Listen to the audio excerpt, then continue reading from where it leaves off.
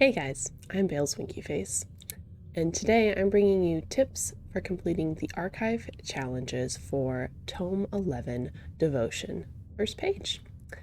If you enjoy this content, be sure to like and subscribe, and follow me on Twitch at Bale's Winky Face for the live stream. Alright, let's get into it. So I'm going to be going over each of the challenges within the first page of Tome 11 Devotion. I'm going to give some tips, show a little bit of video footage for some of the more complicated ones, and tell you about some perks you can use to help you complete them. As this is a page one of the tome, the challenges are a little bit easier for the most part and a little bit more straightforward. But if you follow these tips, you'll be sure to finish these challenges in no time. Okay, so we'll go ahead and start in the top left corner. This is a survivor challenge. Anytime there is this cog wheel circle, that means it is a survivor. Anytime there is a skull, that means it is a killer only challenge. So we're starting here with the first survivor challenge called Bring the Light. Repair a total of 4 generators. This is pretty straightforward. As a survivor, your main objective is to repair the generators, and you will complete this relatively easily. Should take 2, maybe 3 games to complete, or 3 matches to complete. If you want to get this done a little bit quicker, or guarantee that you complete it within 2 games, you might want to bring Prove Thyself, because it'd be more likely for other survivors to hop on gens with you and they get done quicker. Fast Track, which is a teachable from the survivor Yunjin, and that for every time that one of your fellow survivors are hooked, you get 3 tokens. This is at tier 3 of the perk, and if you hit a great skill check, those tokens are used on the gen and it gives you an extra % completion on the gen per token. So if you have 3 tokens, that's an extra 3%. If you have 12 tokens, that's an extra 12%. Could also bring a strong toolbox with a brand new part add-on to get gens done even faster. The next one is another survivor challenge called Out of Sight. This one, hide within 10 meters of the killer without being caught for a total of 30 seconds. Now this is another challenge that does not need to be completed within 1 match. Again, it should take you can complete it in 1 match, but it can take 2 to 3 matches total. Perks that I would suggest is Iron Will. You can also bring Alert, which is a teachable from Feng Min. This will show you the killer's aura anytime they do a break action. So breaking a pallet, kicking a gen, breaking a door. You can also bring Map Offering. And what I would think about for the Map Offering is something with 2 floors, such as getting meat packing plant or midwich, because if you are on the floor below the killer, it can still count as being within 10 meters of them. Otherwise, other suggestions, bringing dark colored cosmetics so you can kind of hide in plain sight, but this one again is pretty straightforward. Now the next one is our first Glyph challenge. This is a yellow glyph. This is a survivor-only glyph challenge. Commune with 2 yellow glyphs. Selecting this challenge generates a yellow glyph that will test your focus. And by test your focus, what it means is when you find the yellow glyph, like here, you then interact with it, and then a series of skill checks will proc back to back to back. Now, if you miss one of these skill checks, don't worry. The glyph will respawn somewhere within that map, within the same match. So you have the chance to still complete your yellow glyph. However, you can only do 1 of these per match, so it will take a minimum of 2 matches to complete this challenge. Keep going straight across. This is our first killer one that we're discussing. This is hook 8 different survivors, and the main thing to think about with this one, with this challenge, is 8 different survivors. That means that it will take a minimum of 2 matches because there are only 4 survivors per trial. Otherwise, it's pretty straightforward. If you want to make sure that you're able to keep track of how many people you've hooked, you can bring barbecue and chili so that you know that you've hooked everyone in your match at least once by the stacks that you get there. Keep in mind that Mori's like a tombstone, Mori from Rancor, Cages from Pyramid Head do not count for hooks. They take hook stages, but they do not count for hooks. And if you want to make sure that you are making it to the hook, you can bring Agitation or Iron Grasp, just to make sure that the survivors don't wiggle out on you. All right, this is the first Master Challenge that we're getting to. Master Challenges tend to be a little bit more difficult and tend to be something that has to be completed within one match. This one's called Another for the Entity Killer Master Challenge. Sacrifice 2 survivors to the entity. Complete this challenge in a single trial. All right, so basically for this one, you have to sacrifice two survivors on the hook. So Mori's do not count, and bleeding out on the ground does not count. So basically, you have to get at least 2 kills by hook killing. All right, let's go back to the beginning. Next line is another killer challenge. Damage 8 generators.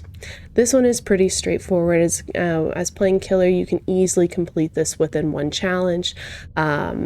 Damage by kicking the generators. I would say don't bring Hex Ruin if you are doing this challenge, because you're not able to kick generators while the Ruin Hex Totem is still up. And if you want to get the most bang for your buck with kicking the generators, you can bring Pop Goes the Weasel, Eruption, Call of Brine, or Brutal Strength. Any one or none of those perks will help make your kicks generator kicks better for you. Just be sure that you complete the kick animation as killer. Don't cancel it early, because then it won't count. Next one, knock down 10 survivors. So this is just putting survivors into the dying state by some use of your weapon. Pretty straightforward. You can also complete this within one match if you knock down survivors at least 10 times. It doesn't say 10 different survivors, so if you're getting a lot of progress, you can do this. You can also slug survivors too, or leave them on the ground to kind of bait and get more downs, but that's not usually necessary.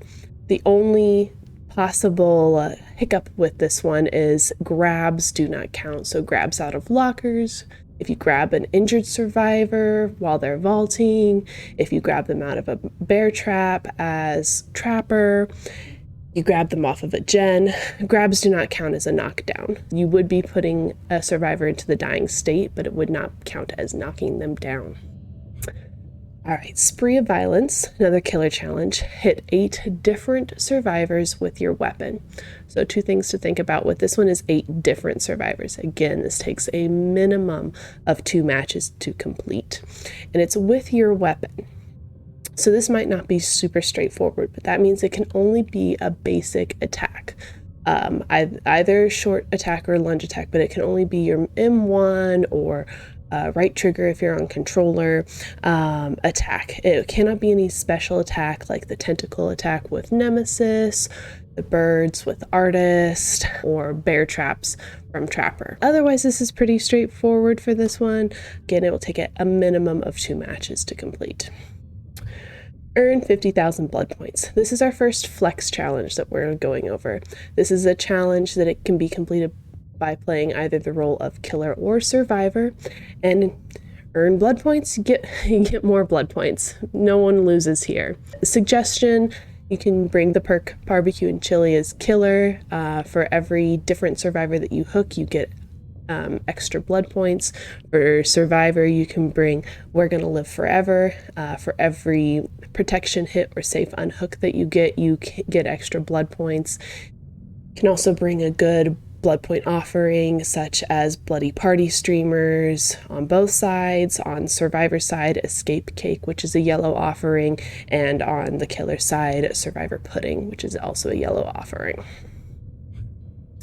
Cleanse 10 totems. Craft times over survivor challenge. A maximum of 5 totems spawns per trial, so again, this will take a minimum of two matches to complete. It'll probably take more, however, unless you're in a survive with friends and they are leaving totems just for you. There are several totem finding perks that can help you with this, such as the common perk Small Game, Detective's Hunch from Tap, and Counterforce from Jill. All of these perks help you to find totems. You can also bring a map with the add-ons that will help you find totems as well. Blessing a totem does not count for cleansing, so I recommend not bringing any boon perks when trying to complete this challenge. And if you're in a survive with friends, also tell them to not bring any boon perks. Noble Gestures. This is a Survivor Master Challenge, the first one of these that we're getting to. Survive while one other survivor escape the trial. You must remain in the trial while they escape. Complete this challenge in a single trial. Now this one is a little bit interesting to think about. Basically, you want at least one of your teammates to get out of the trial while you are still in it yourself. This, of course, is easier if you're on a survive with friends and you can tell your teammates to leave. But since it is only one other survivor, as long as your team is doing well and makes it to the end game, you most likely will be able to do this, even if you're playing solo queue. Now, there's a couple little tips for this one. You yourself do not need to survive to complete this one. For example, if you are on the hook and your teammates leave, go escape out the exit gate while you are hook, but in struggle phase or first phase, whatever, it still counts. You don't escape, but your fellow teammate does, so it counts for the challenge. Now, this last little nodule here is the epilogue. Basically, anytime you complete a challenge that is next to one of these nodules, it unlocks the epilogue and it complete the level and collect your rewards. The rewards for this one is this little jug charm, a mixture of foul ichors gathered by the observer, and then 10 additional rift fragments. I've already completed unlocked the epilogue down here.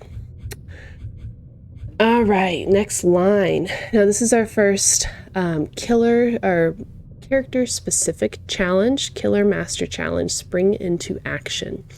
Now this tome is focusing on the lore of the Killer the Twins. So while controlling Victor, pounce on 4 survivors as the twins. Complete this challenge in a single trial.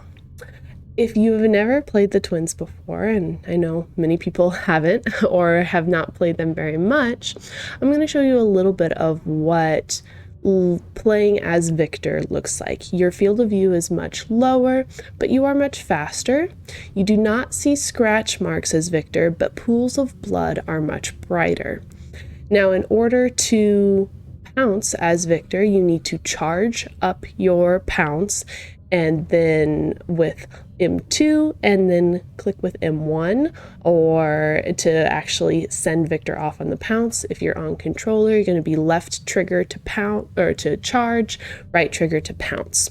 For this one, you just have to complete 4 successful pounces. It doesn't matter who, it doesn't matter if it's while they're in the healthy state, putting them in the injured state, or in the injured state, putting them in the dying state.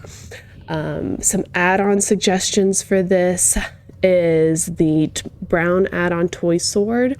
This makes your charge time for the pounce a little bit shorter. And I also suggest the yellow add-on Bloody Black Hood. And this one makes Charlotte's waking time when switching from Victor a little bit faster. Since you are going to be using Victor and hopefully getting pounces, successful pounces, you're going to be wanting to switch back to her as quickly as possible. Now, if you do miss a pounce attack, as Victor, this puts you in a very vulnerable state where the survivors can kick you, which doesn't feel very good for Victor or for you playing them. What you can do if you miss a pounce attack, immediately start backing away from whatever survivor is running up to you to kick you. This can delay the timer enough where it doesn't let them actually kick you, and it gives you the opportunity to recharge your pounce and possibly get them again. Okay, Next is a flex challenge, which is kind of interesting. I don't believe that this particular challenge wording has been used in an archive challenge before, but it's called Cat or Mouse Challenge. Complete a total of 120 seconds of the following as survivor or killer. Be chased by the killer for 120 seconds as a survivor, or chase survivors for 120 seconds as killer. I haven't done this one yet, but I am going to say that it's going to be a lot easier to complete this challenge as the killer role. Because if you think about it, when you're playing killer, you are, or you should be, almost always in chase.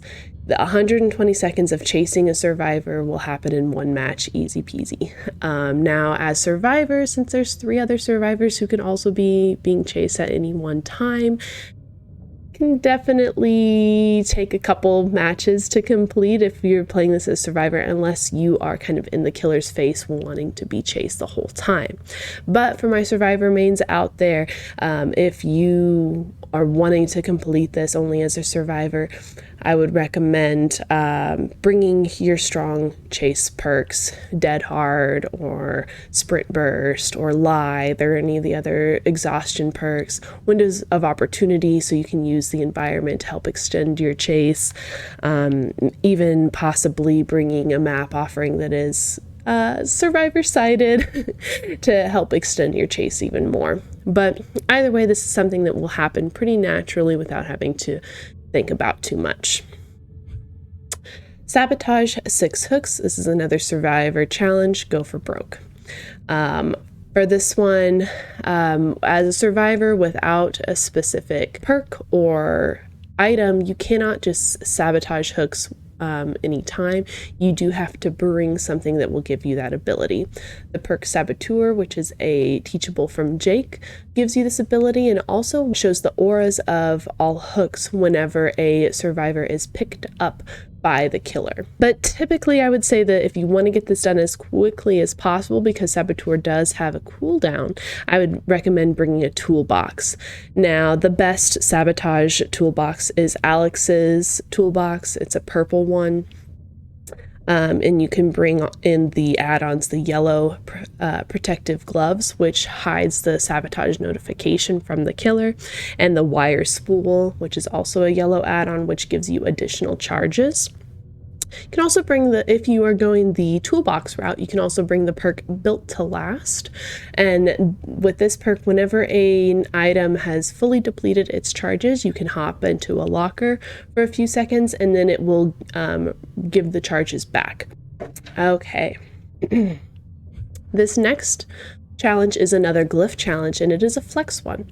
Now, this is a brand new challenge, the brand new type of Glyph that we had not seen prior to this tome. It's Glyph Pursuer Glyph Challenge. Commune with 4 glyphs. Selecting this challenge generates multiple green glyphs where totems appear and can be interacted with by anyone with this challenge. They will be briefly revealed in the in-game collapse. Now, since this is a new challenge, I am going to show some video footage of what this looks like. You can complete this as a killer side or survivor side. But basically what it shows is that the glyphs spawn where totems can be, not where they currently are on the match, or not where a totem was broken. If you are a seasoned survivor killer player, you will kind of have an idea of where totems spawn on most maps anyway. And for every person that has this challenge selected, 2 green glyphs will appear on the map. Now, you can find these green glyphs during the match before the in-game collapse, before the generators are completed. It's the same sound, the kind of crackling sound of when you get near where the glyph is, and it'll show up, and you can interact with it. Something different about this flex challenge than others is that if you are playing on the survivor side, it will take you about 8 seconds to commune with this glyph, and the animation is very similar to that of blessing a totem. Now on the killer side, it's the same interaction animation with glyphs as all other ones, and it only takes about 2 seconds. So if you're wanting to save time, I guess you want to do it as killer. Now, if you get through the match, if it's been busy, you haven't been able to find any of the glyphs during the actual match, when you get to the in-game collapse, that is triggered by either an exit door being opened or the hatch being closed, the aura of the green glyphs will appear for a few seconds. If you're playing a survivor, if you get to the in-game collapse, it's likely that you won't have time to go and get the green glyphs, but as killer, you have a little bit more flexibility as long as the survivors don't all immediately leave out the exit gate whenever you see that green glyph aura. All right, another Survivor Master Challenge, carrying the team. Unhook a survivor safely or take a protection hit 2 times while using the perk We're Gonna Live Forever. Complete this challenge in a single trial. We're Gonna Live Forever is a teachable perk from David, who is also featured in this tome. Now, our perks from this perk that you also receive bonus blood points for every stack that you get. And you don't even really need to keep track of how many protection hits or safe unhooks that you get while using the perk, because it will give you a little notification in the bottom right-hand corner. The number next to the perk will increase the more you get for these. Now, unhooking a survivor safely means that they do not get downed within, I think it's about 10 seconds after they're being unhooked. Now, if you really want to ensure that this happens, I would recommend bringing an additional perk, Borrowed Time, from Bill Overbeck, that even if the survivor does get hit by the killer right after being unhooked, it gives them the endurance and puts them into the mending state rather than downing them. And so that pretty much guarantees a safe unhook. Now, for protection hits, there's a couple different ways that you can get them. Protection hits are basically whenever a vulnerable survivor is near you and you take a hit from the killer. So, for example, if an injured survivor is looping around a certain area and then you get in between the injured survivor and the killer hits you, that can count as a protection hit. You can also take a hit while a killer is carrying another survivor to a hook, as well as if you, right after unhooking a survivor, if they are in the injured state, you can take a hit right there. And this counts if you are healthy or injured. Oh yeah. Just keep an eye on the stacks next to the perk and you'll know if you completed it or not. All right, we're on our last line. Life Giver. This is a survivor challenge. Heal a total of 4 health states of any survivor. Now, this says any survivor, so that includes yourself. There are some perks that can help you with finding injured survivors. You can also bring a strong med kit to help with healing yourself. The perks that I recommend would be Empathy, which is a Claudette teachable. It shows the aura of any injured survivor in the trial. Botany Knowledge helps you heal faster, also a Claudette perk. Autodidact, which you can kind of farm the actual healing process, and will make it as a common perk that gives you increased healing speed for a time after unhooking a survivor. Escape Route Survivor Challenge. Escape 3 chases. This does not need to be completed within one trial, but basically anytime if you're in a chase and you're able to make the killer lose sight of you, you will get the little notification of escaping the chase. There are some perks that you can use to increase this more. This combination of perks really makes after you get hit, makes you kind of disappear. There's the Overcome Exhaustion perk from Jonah, which gives you a speed boost after being hit by a killer. Iron Will, which is a teachable from Jake, which makes your grunts of pain go away whenever you're in the injured state. And Lucky Break from Yui, that makes your pools of blood and scratch marks disappear when put into the injured state for a period of time. You can also use Quick and Quiet, the teachable from Meg, for an extra be able to get out of sight without the killer knowing, but that one's not as useful. All right, this is another flex challenge. Callousness or Compassion. Earn a total of 3 of the following of bronze quality or better as killer or survivor. Benevolent emblems for the survivor side or malicious emblems for the killer side.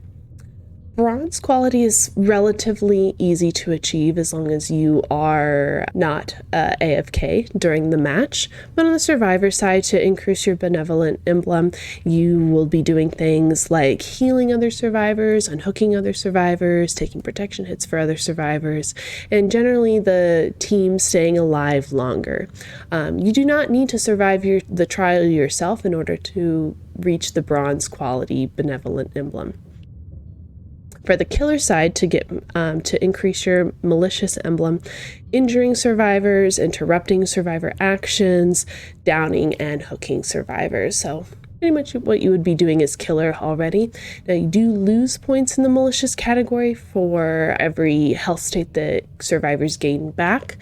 And also this is particularly true whenever you leave a survivor slugged on the ground and they get picked up. You lose status from this malicious emblem where you wouldn't if you hook them. Killer Master Challenge. That isn't yours. Start one chase within 15 seconds of a survivor opening a chest or picking up an item while using the perk Hoarder. Complete this challenge in a single trial. Hoarder is a teachable from the twins, and basically this gives you a notification anytime a survivor opens a chest or picks up an item from the ground. I would recommend using a killer with mobility because they may open a chest or pick up an item off the ground away from you. So killers such as Nurse, Freddy with teleportation, Blight, Onryo again for teleportation, Hillbilly, Wraith because he has a lot of speed while being cloaked, Legion while in Feral Frenzy, or in Spirit because of her phasing. They have a lot of mobility and speed due to their powers. You can also bring the perk Franklin's Demise, which is a teachable from the Cannibal. This makes survivors drop their items whenever you hit them with an M1 attack or basic attack. Basically, a lot of times if you're bringing this perk, survivors will go back and pick up their item off the ground so that they don't lose any additional charges. And this is just another opportunity for you to see when survivors pick things back up and you have the time to start that chase with them. And you only need to do it once within a trial, so you'll get the hang of it as long as you're near enough, because 15 seconds is quite a while to actually get to a survivor and start that chase. Alright, I'm actually going to hop up to this one next. Killer Strike, Killer Master Challenge. Hit a survivor with your weapon 10 times in a single trial. Again, this is with your weapon, so basic attacks only, not special ability attacks. We kind of went over that already. This good thing to know, this does not count the Feral Frenzy attacks for Legion. I know that may seem like that would be the quickest way to complete this challenge, but that is a special attack, not a basic attack. It does need to be within one trial, but hopefully you probably don't want to go for too many instant down perks or abilities while doing this, because you will get more attacks and hits if you're not instant downing survivors while trying this challenge. All right, last one. Gotta Latch 'em All, Killer Master Challenge. While controlling Victor, pounce on 4 different survivors as the twins. Complete this challenge in a single trial.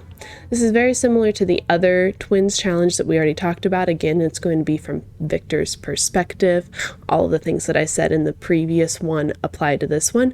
The only difference is that you have to successfully pounce on each of the survivors within the trial. I would recommend trying to find a lobby that has 4 different survivor characters. It'll just help you keep track of this a little bit more. And now if you're going against 4 Claudettes or 4 Megs, it will be a little bit more difficult to keep track of which Megs you've pounced on and which ones you haven't. But otherwise, I would say Just try your best. It might take a couple times to get this, especially if you're new to playing twins, but Victor's Pounce hitbox is pretty forgiving. And if a survivor is spinning around you a lot, hold the pounce and wait until they get into your line of sight. This is a tactic that you can use for many of the killers with any type of ranged attack. Well, and that brings us to the other epilogue nodule, which is the one that I completed. All right, everyone, thank you so much for taking the time to watch this. I hope that it helps you with your endeavor of completing tome challenges, and I'll see you on the next one. Again, if you enjoyed the content, be sure to like and subscribe, and you can always catch me live over at twitch.tv at BalesWinkyface. Have a great day.